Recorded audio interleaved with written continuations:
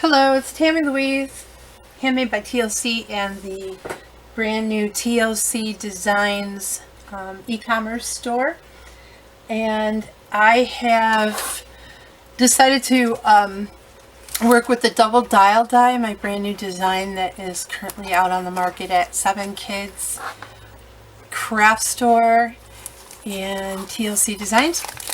And there's been a lot of questions. I put a video out demonstrating how it actually fully works, but there were a few questions that I wanted to address today in another video. So let's get my cutting machine going. I am going to use the this is Tracey Hey. These little images, I think they're adorable. All I did was stamp them in black ink, and then I turned the paper over onto a gel plate that I had put some distress ink on in different splotches and colors, and I flopped it over and I put it on there, and then I just fussy cut the little images. So all of the color that you see in here is just from the jelly plate, and I put a little bit of glitter on the wind-up section, and then I used a gel pen to get the little dots in it. It just kind of adds and brings it to life. The cardstock that I used was Nina. I think it's 110 or 120 when I assembled the die. And one of the tricks that I wanted to share with you is, because this is a geometric mechanism, the image that you put in the vertical slot tends to, when you turn the dial, will tend to curve. And all you have to do is put a little bit of glossy accents under the washer so that the washer is attached to the arm itself. So now it's still going to go up and down that slot, but it won't allow this washer to twist like this, which is where you're getting the twist in the image on the other side. So that's tip number one when you're using this die. The dial itself will curve a little bit naturally because it has to, because of the way that it's geometrically set up.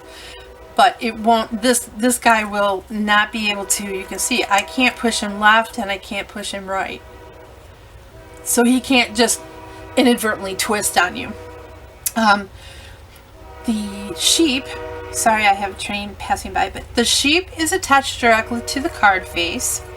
And the image that moves is a little heart, which comes in the set from Tracey Hey. I can't remember the name of the set right this minute, but I'll try and link it below. And it's so cute. It was just adorable. I cut some of the other dies that I had in my stash and some flowers. I got a little bit of grass dye. I got a little bit of clouds. I do have a tree back here. I can't see it too much because he's really tall. But I just added a few flower blossoms and another cloud up above the bunny rabbit, and the card was all set. As you can see, I also distress inked the edges here so that it wasn't pure white coming through. And I used an arrow stamp that I had in my stash. So another one of the things that I wanted to show you today is you can use the base to cut the die, use the die to cut the base. And then today I want to, instead of putting it on a regular card like this one is already, this is a regular A2, and you could prop it up on there, no problem. But what I wanted to do is see how it looks when all you see is this, because I'm going to use the same die to cut from a frame and then just apply it, pop it up on the back of this. I want to see how that looks. I'm going to try something out today that I haven't done before with this particular set. And what you want to do is bypass just your folded card. I'm going to show you the score line. Okay, that score line you don't want it to cut. So you want to be above, you want all these to be above. Okay, it isn't going to matter that I don't get these little ridges because the ridges I want are here. I want them to show here. So I'm going to cut this.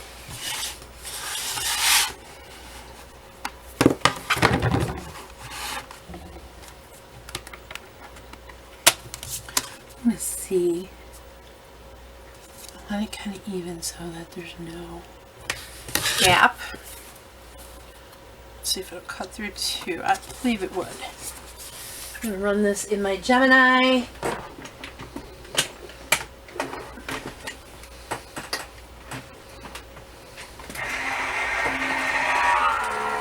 Sorry about that. I can tell you what papers, in the meantime, the papers I used, I thought they were just adorable. Let me see. This particular set is not them. Oh, I don't have that set with me. I thought it was this mod scrap, but I will find the papers that I used when I made it. I made it quite a while ago, actually. Oh wait, I found it. It is Moda scrap, but it's called Cotton Candy, and I fell in love with it. I believe I got it from scrapbook.com, and I adore it. It's absolutely springy, and Easter, Valentine's, it was perfect for all the occasions. And I love design paper that has craft colors in it because it just is so earthy. I just fall in love with them every time I see them. I buy them. I'm going to have to create some and put it in my store. Alright, let's see how we did. Before I take it fully out, it looks like it cut. I want to keep it in the same position. Yeah, it cut. Okay. Good, good, good, good, good.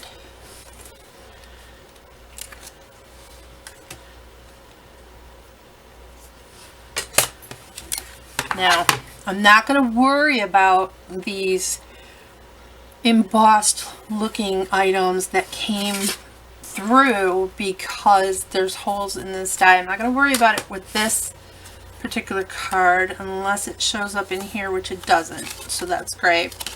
But if you wanted to create on the base of the card, all you'd have to do is run that through again, maybe put a little bit more of a buffer in there, a few more pieces of paper so it's extra thick, and it should smooth that out entirely.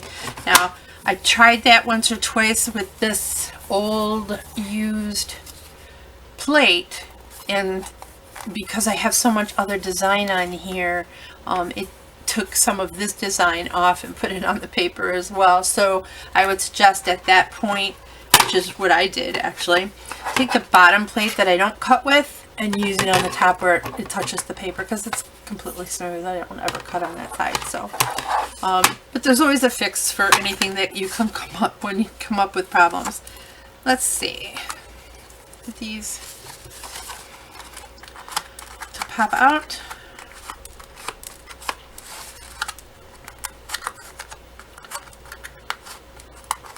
They pop right out. It's just there were two layers, so part of it is stuck on the other.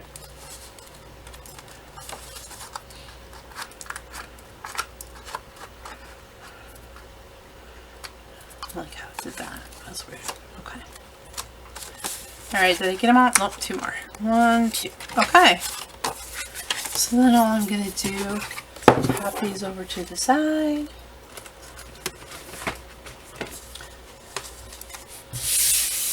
Clear the workspace.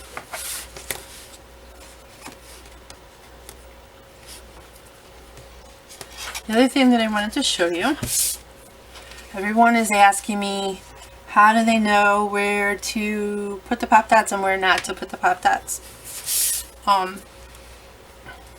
Which is a great question, but it's super easy to understand once you see it. That's why I'm doing this video today, so that you can actually view where the pop-up dots will interfere is anywhere that moves. So you could put a pop-up dot all the way, or you could use pop-up tape too, double-sided dimensional tape. You could use a thinner strip. You don't want to go anywhere near this dial, this slot, and that dial all the way across. So you could put dimensional double-sided here, pop dots or tape, all across here. You could fill in this space because the less ability the front, the base, this part has to push down when you're holding it and you're playing with it, the better. You want it to be really flat and steady and sturdy. So, having said that, let's get my dimensional products out. I think I want to use these. Okay. So, and as you're doing this, if you're not sure, move it and make sure that it goes where it's supposed to go. I'm wondering if that heart, it did. The heart kind of hit the fence. So it can only go down only so far because I do have something else here. But on the back here, I know that it can't go there anyway. So it's okay to put a pop dot here. I'm just going to give you some edge. This edge is going to be a little bit more stable. I think I'll move it just a little bit. So I have a nice sturdy base at the bottom. And never put anything in here because that's where the mechanism moves. I'm going to put one here because it's a good distance between here and here.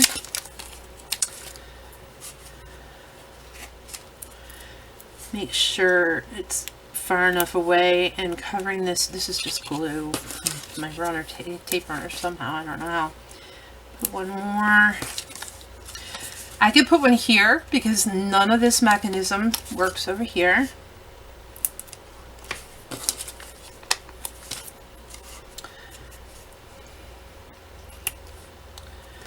Just as much distance as you think makes it sturdier on the back. Maybe this guy should go here so there's a little bit more even distance between.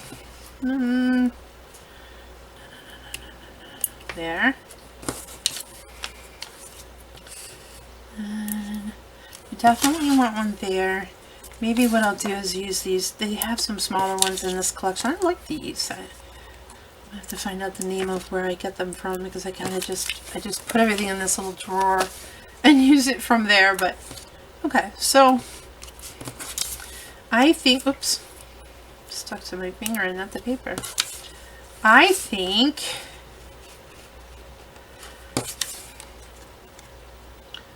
it even has these little dinky ones. There was just a little bit more space than I wanted to see between there and there. So I think that's good.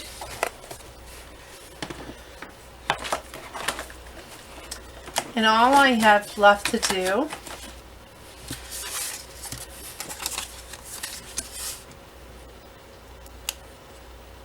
take these off.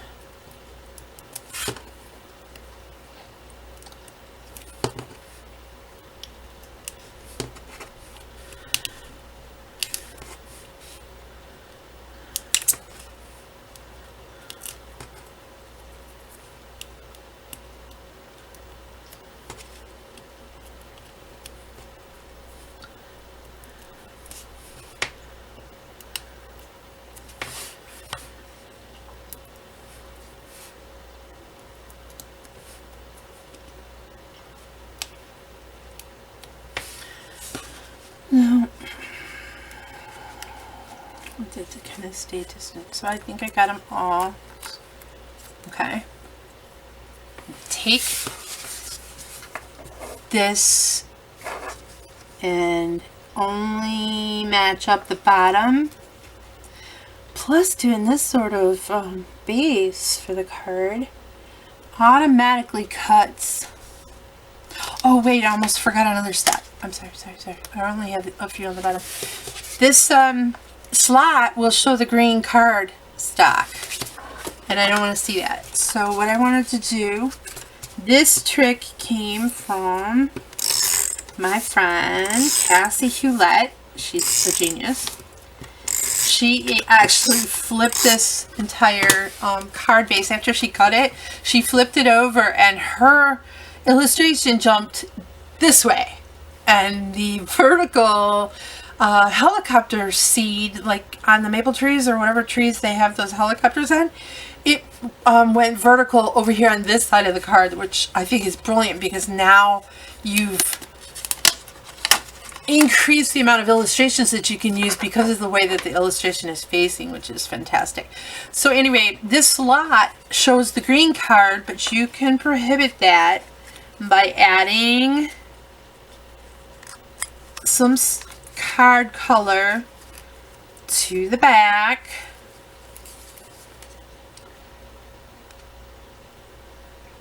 Of your,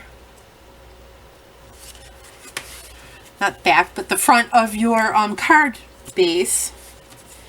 And I want to gently make sure I get those pop dots adhered. And look, it went from green to white, which is much, much better for this project. Let's see. There we go. Look! This sheep is throwing the heart. Oh my god, I love this card.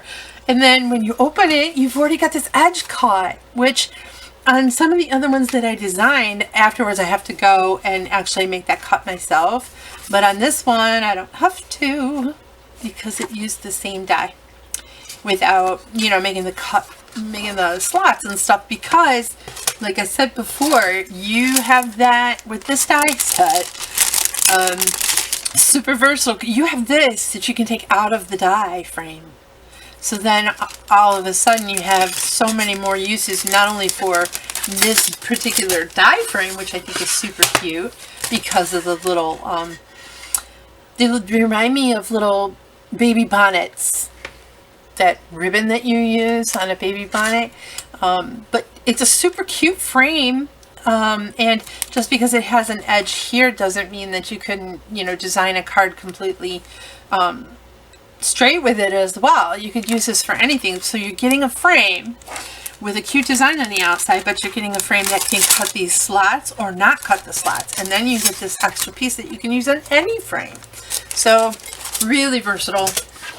Super fun to work with. With this, you're going to see a little bit of the top of the range. Oops, I got a thingy there. And I have somehow gotten some glue. I'll have to play with that later, but I somehow got some glue in there. These are wonderful. I don't remember the name of them either. I'm apparently very bad at remembering the names of products, but a little bit of scrubbing with this and that glue is gone. Card as good as new. And I want to put a sentiment on here, but it's so crowded on the front. I think what I'll do is just stamp a sentiment on the inside. I might put some glossy accents so that the heart kind of glows. I think that'll be fun. But that is it. So adorable. Okay, well, thank you so much for joining me again. I'm Tammy Louise, and my blog is Handmade by TLC. My online store, which is currently carrying the double dial die, is TLCDesigns.shop. The die is only available at 7 Kids Crafts store and my shop. I am currently only shipping US. She ships worldwide. And look, I love this card. Okay. Thank you so much for joining me today. Have a great day, and we'll see you soon. Bye.